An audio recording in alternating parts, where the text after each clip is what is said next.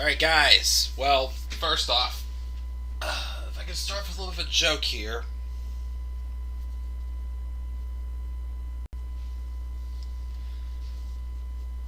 This isn't me on Team Raw and Team Smackdown. And sure as hell isn't, me saying I'm a Democrat or Republican.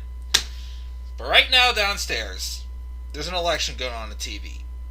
All I can say is, I placed my vote. I'm done. I'm in here. My door's shut. Phone's going off with some messages from some good people. I'm enjoying life. And I'm relaxing. Because I frankly do not care who wins this election. I am sorry. So if you're coming on here to talk politics, talk the election, please see the door and exit. I politely ask that because I am not here to discuss politics.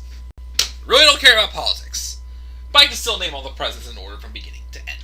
Anyways, what is going on, guys, and how y'all doing tonight?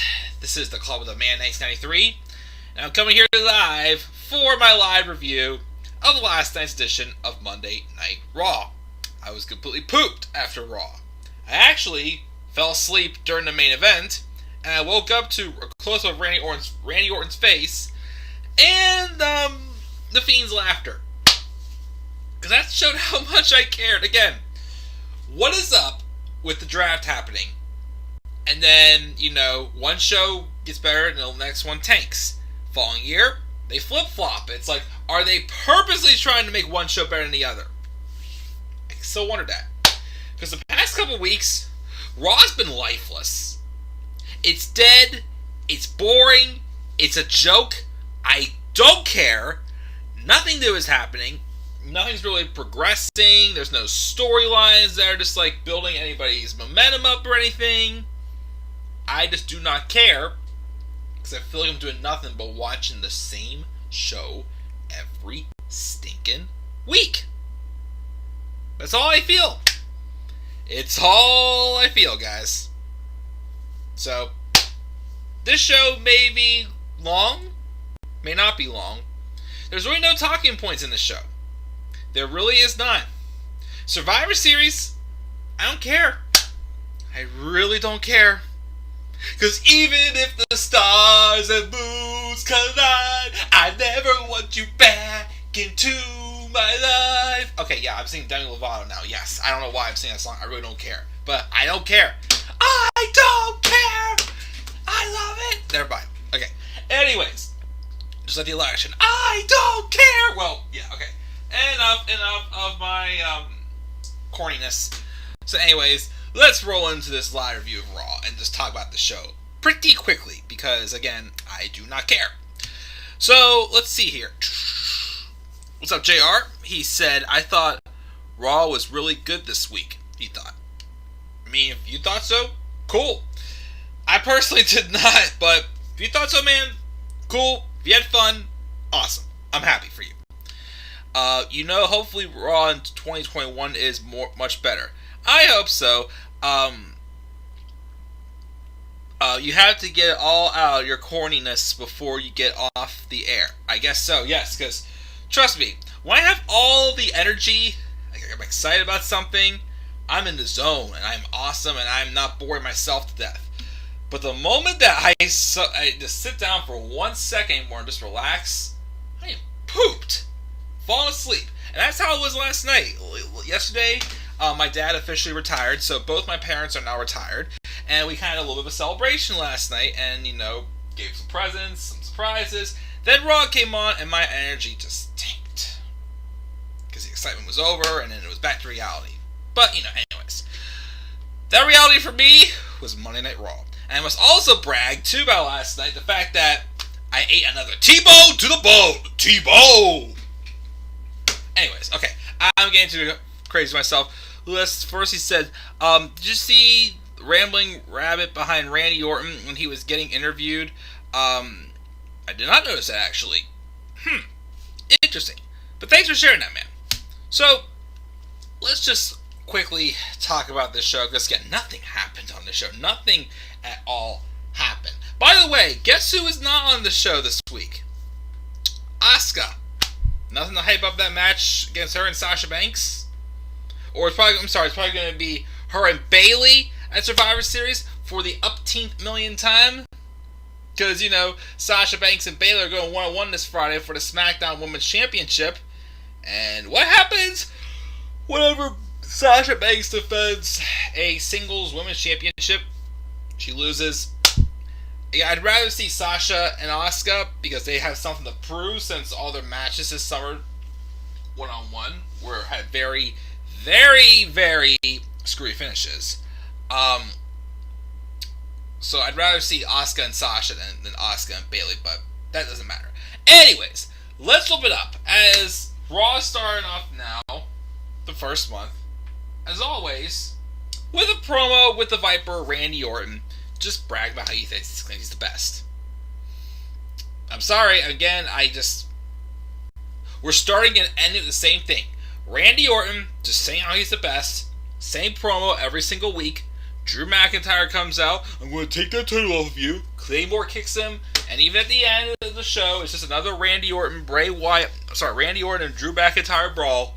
I don't care. But of course, during this promo, though, Alexa Bliss came out basically just to, creep out Randy Orton and say the Fiend is lurking around. We see the Fiend's, music. Well, Titantron hit and whatnot, but he doesn't appear. As that's going on, the McIntyre claymores Orton. Out comes Miz and Morrison, who appeared that Miz is trying to cash in, but then McIntyre was like, nope, I'm going to be the one to take the title off of Orton, and he prevents the Miz from cashing in, and he beats down John Morrison as well, and makes them all look like idiots, as they have been for several months. Good job. So that started. Backstage, Miz and Morrison are complaining about Drew McIntyre, and basically they challenge Drew McIntyre to a handicap match tonight. Why? How exciting does that sound? Just sit back. I'll peek at my messages. Take a moment. You're exciting how that sounds, and we will go from there. Interesting things on my phone right now. Pretty much.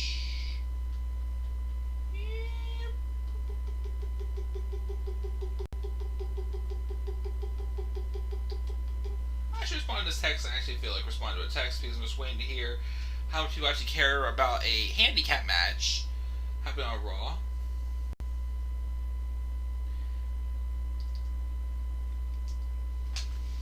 Oh, no, wait, that's right, yeah. That's right. That was the main event tonight of that show. And I didn't care. Nope. I did not care. I did not care. So, and then, oh, yeah. Yeah! Speaking of not caring, he brought back this match. I believe the last time we had a match with this caliber was the last time we had this same exact stipulation. So, remember days of, contract on a pole matches? We've had that. Kendo stick on a pole. Yeah, remember that match with Alexa Bliss and Bayley? That was 2 minutes and 47 seconds of just Bayley's funeral. Again, how horrible that was. And of course, I can't believe I remember this match. 3 years ago. 3 years ago. It was around this time. We had a match between Jason Jordan, remember him? Yeah, Kurt Angle's illegitimate son.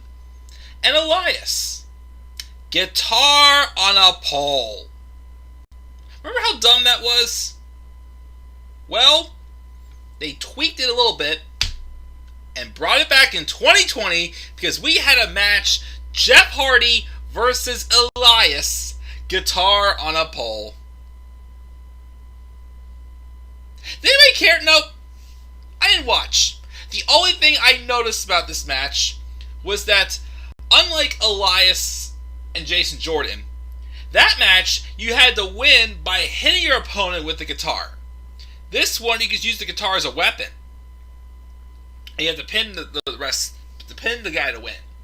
You just had to hit it with the guitar. So Jeff Hardy yanks the guitar off the pole, jumps off the rope, goes pow, pin, he wins. Move on from this.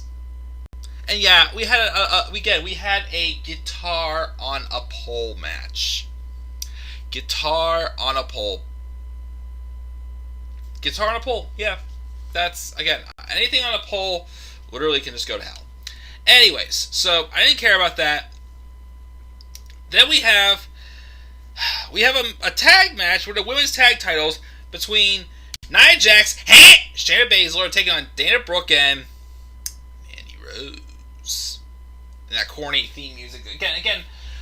There's a lot of people's theme music that have been changing again because apparently CFO is not allowing WWE to own the rights to their music anymore, which is why of course Keith Lee's music changed. But seriously, again, these new theme music are sounding super duper lazy and not creative at all whatsoever. At least the ones in NXT with Death Rebel they're using now have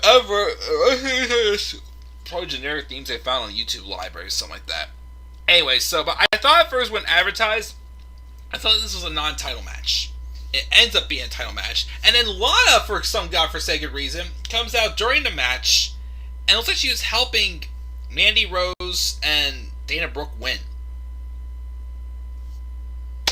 Can they really make Lana look like any more of an idiot? Any more dumb? Any more stupid than they made her look enough? Just because her husband, went to a competitor that actually wants to book him right, make him interesting, and then what's it called? Make him interesting. And then because he basically says he can take that brass ring and shove it up your ass, and then, for not one, not two, not three, not four, not even 5, 6 weeks, and then, they tease it, nah, it didn't quite happen yet. Tease it, yeah, it happened this week as well later on. 7 weeks in a row, Lana's going through a table again. Why? Because unfortunately, when your husband tells your company that you work for to screw off, yeah, you get punished. You get punished, embarrassed, brutalized, and unfortunately there's nothing she can do because she's under contract for 5 more years. So yeah, Lana comes out looking like an idiot, trying to help the babyfaces win. I don't get why, but it didn't work out. The heels won. Then he thought, it's table time, right? No, not yet. Not yet. Randy Orton's backstage. He's not worried about having a target on his back. R-Truth apparently didn't realize he challenged Bobby Lashley to a match. And Lashley squashed him. Afterwards, Drew Gulak tries to, steal the title off of the 24/7 title off of R-Truth. But first, Lashley wore him out, and then he dropped Gulak on top of him. And Gulak's 24/7 champion. Yay. Does nothing. And I did hear different music being played when Drew Gulak won. And now Drew Gulak has new theme music as well. And it sounds generic as hell, makes no sense, and I do not care. Again, all in all, music on Raw just sucks in general. Again, I hate that new theme song that they picked. I don't know why they had to change it. The old one was great. And now we have some creepy sounding thing. It's like, this makes no sense. That's so dumb. Lucha House Party was backstage. They're ready to go get Gulak, but then they run into AJ Styles' bodyguard. So that was dumb. Backstage also we have Nia Jax saying, "How dare you talk about Lana? Hey, I'm gonna squash her to a table tonight." Well, basically just set up for a match with Lana and Nia Jax, I wasn't looking forward to at all. So that was dumb. And then AJ Styles comes out with his bodyguard. Yeah, again, why does AJ Styles of all people have a bodyguard? And then he just talked about he's called himself the self-proclaimed leader of Team Raw Survivor Series. Which, by the way, newsflash, do not care, because once again, it's just brand-to-brand supremacy. No stakes on the line. What else is new with Survivor Series? It's always the same thing. Raw versus Smackdown. Brand supremacy. And they wonder why I don't care about this pay-per-view. I don't consider it a big 4 pay-per-view. Because it's not special. It's not really. It really isn't. So, out comes Sheamus and Keith Lee, other two members of Team Raw who basically don't approve. Out comes Braun Strowman, who wants to be on the team, but AJ's like, well, you got to qualify like everybody else, which, you're right. Adam Pearce comes out, it's like, oh my goodness, nobody wants to face Braun Strowman, though. They're so afraid of him. But then Keith Lee and Sheamus are like, well, why don't he fight us in a triple threat match? And, yeah, if he wins, he qualifies. So I'm like, wait a minute. So, it's a triple threat match, 2 qualifiers, versus 1 qualifier, and if the non-qualifier wins, he qualifies. So what's in store for Lee and Sheamus? Like, why would they? I mean, yes, they wanted to, kick the big man's teeth off as they basically said. But my thing was what are they going to get in the win? What would the win have done for them? So the idea of the match was dumb. But I did think the match itself was pretty good. 2 big physical big men that got going at it pretty good. I'll give it that, but again, this whole idea of the match was just stupid.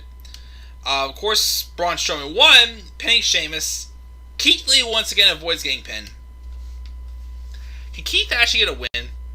I mean, for crying out loud, you had him face Elias like Elias was like a big deal wrestler last week. He couldn't pin Elias clean. He beat Andrade and Ziggler both clean. He also beat Randy Orton clean, but most of the matches have been no contest or he's not getting the pin. So, yeah, I didn't care. After the match, AJ gets in and tried to, play like, yeah, we're rounding up the team. Strowman and Lee shook hands. Sheamus didn't want to shake hands with Strowman, but then they hugged it out. Strowman had this very awkward look on his face. Then Sheamus kicked Strowman out of the ring. Keith Lee pounced Sheamus out of the ring, and then AJ drop kicked, and then he falls to his knees. He's like, why? It's like, if you're questioning, then why did you just take out Keith Lee as well? So, stupid stuff. I didn't care either. Angel Garza cut us a promo. Basically, how he's looking for a woman. Who knows? Didn't care either.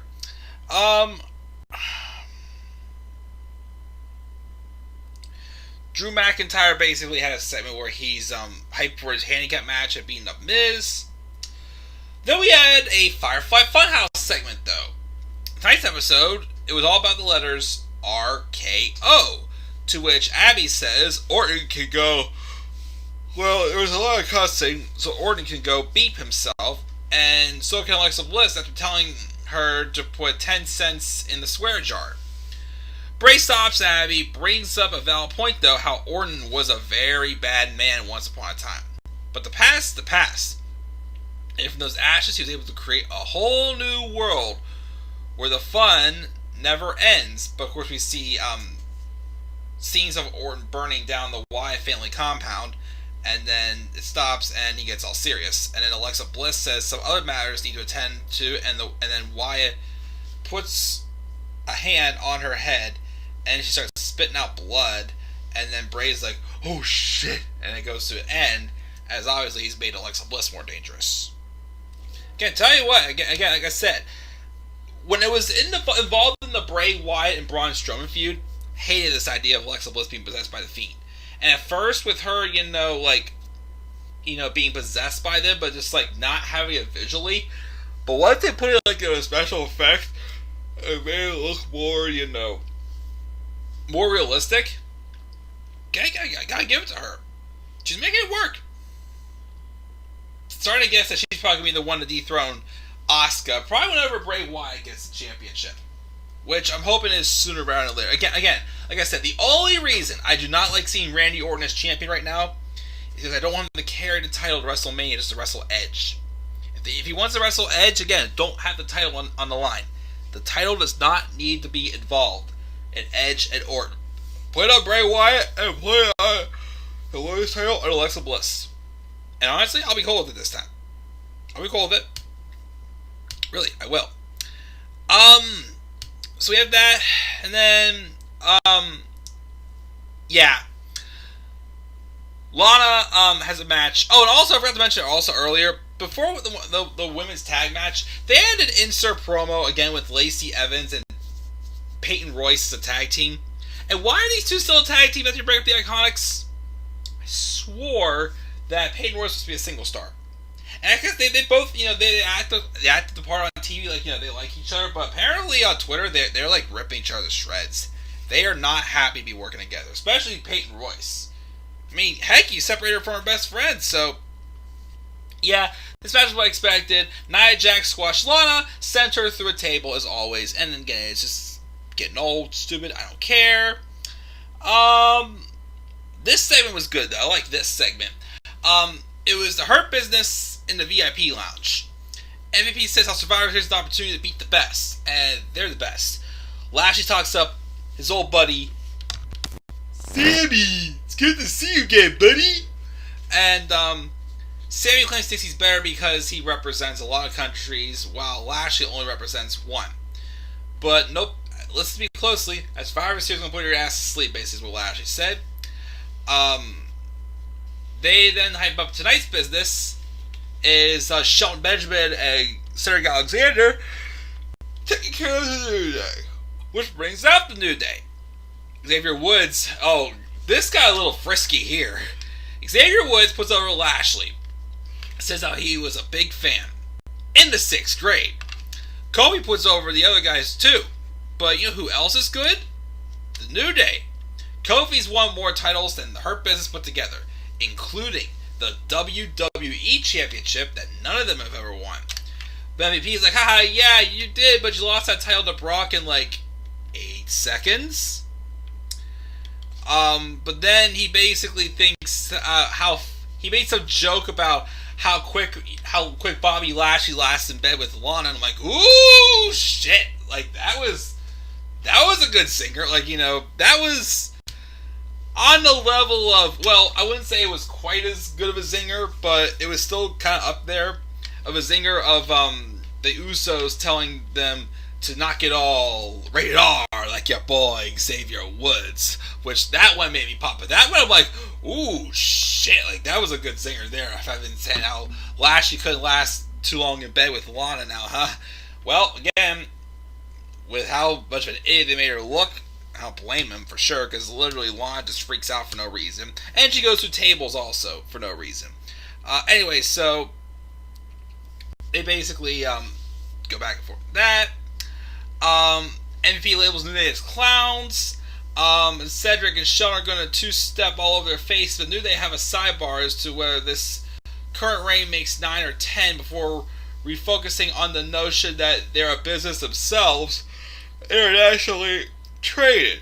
Of course, they also make a joke about how apparently the Hurt Business started the business in 2020, which I thought was kind of funny. But yeah, non-title match, New Day versus Hurt Business, and of course, well, fun match. But of course, what happens in non-title matches involving champions? They lose. Again, I actually would not mind seeing the Hurt Business get the Raw tag titles. Cedric and Shelton, fine by me, again, being tag team champions. But wait till after the Survivor Series. Again, that's actually one champion versus champion match I actually want to see.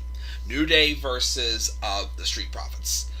With this also happening as well, if New Day's technically going to be the feud with the Hurt Business, something tells me at Survivor Series we're going to have one change to one of the matches already hyped up, and I'm saying that's going to be Bobby Lashley and Big E. Probably in the next few weeks, Big E is probably going to win the IC title off of Sami Zayn, because I'm sorry, I have no interest in seeing Bobby Lashley versus Sami Zayn.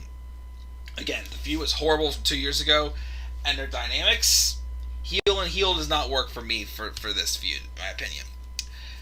Just saying. Yeah, Alexa Bliss, and was backstage again, staring at a wall while Nikki Cross trying to reason with her. It's like, what's going on here? But then Alexa turns around with a creepy demon look with good contacts in her eyes, and it scares away Nikki Cross. Oh yeah, then this! Ricochet squashed Tucker! Yeah, Tucker, the guy who just turned on Otis and ended Heavy Machinery for good, even though they're both on separate brands. Yeah, Tucker kind of looked like a jobber. He looked like a complete joke. I didn't even recognize him. He got squashed by Ricochet, so obviously they have no plans for him, or Ricochet, of course, going forward. And Retribution attack. Like, making them attack two, jobbers, pretty much, is going to make them look good. Yep, that stable's a joke as well. Oh, and also, by the way, Mustafa Ali, it's now Mustafa Ali. Not Mustafa Ali, Mustafa Ali. I thought at first it was just the way Ali pronounced it, but nope. Even the announcer said when they hyped up for Raw Talk, said Mustafa Ali.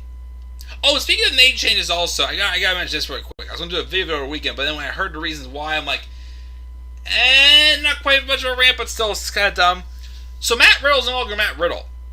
He wasn't on this show, probably because he's buried. And also because Matt Riddle no longer exists. He's just Riddle now. Riddle me this, riddle me that. I'm pretty sure they're going to change his gimmick to that. But apparently the reason why he's no longer Matt Riddle is because Vince McMahon was afraid that if they Googled Matt Riddle, he would have just his lawsuit or his allegations filed against him that come up. So because of that, Matt Riddle is now Riddle. And it sounds stupid. It's stupid. It sounds very stupid, but yeah, so Mustafa Ali and Retribution attacked both Ricochet and Tucker, and again, this didn't matter at all whatsoever. And then again, we had the main event, Miz and Morrison versus Drew McIntyre in a handicap match, and at this point in the show,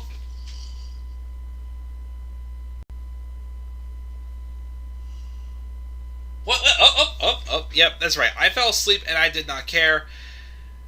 McIntyre won apparently the Claymore on the Miz. Afterwards, Randy Orton's the RKO out of nowhere on McIntyre. And then we hear the Fiend's laughter, and that's how the show up there.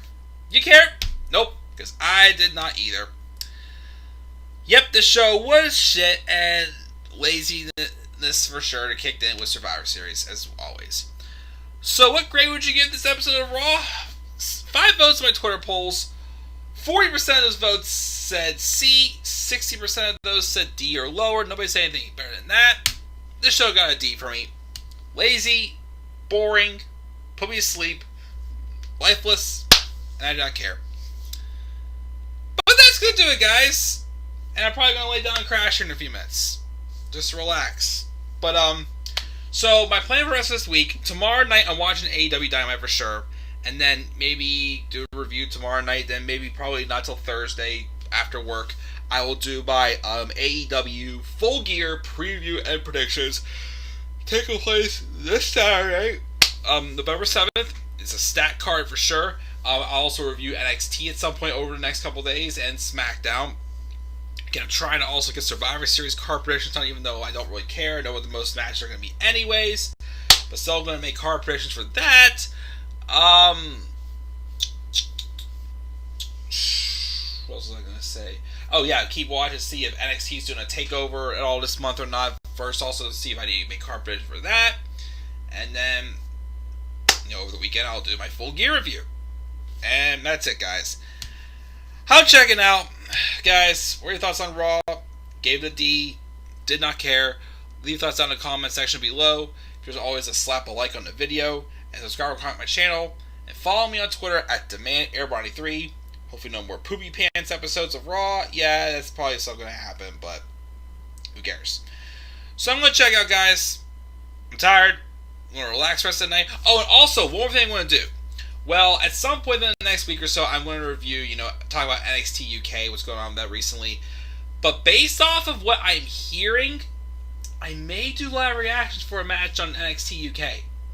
The match with Walter and Ilya Dragunov, hearing it was pretty good. So again, I may do live reactions for that. We'll have to wait and see. So yeah, that's going to do it, guys. Again, D for Raw. Slap like on the video. Subscribe, comment my channel. Follow me on Twitter, DemandAirBody3. Comment your thoughts down below. And I'm checking out. Have a good night. Stay safe out there. If you care about the election, cool. Sorry, I do not. But good night, everybody. Peace out, everybody.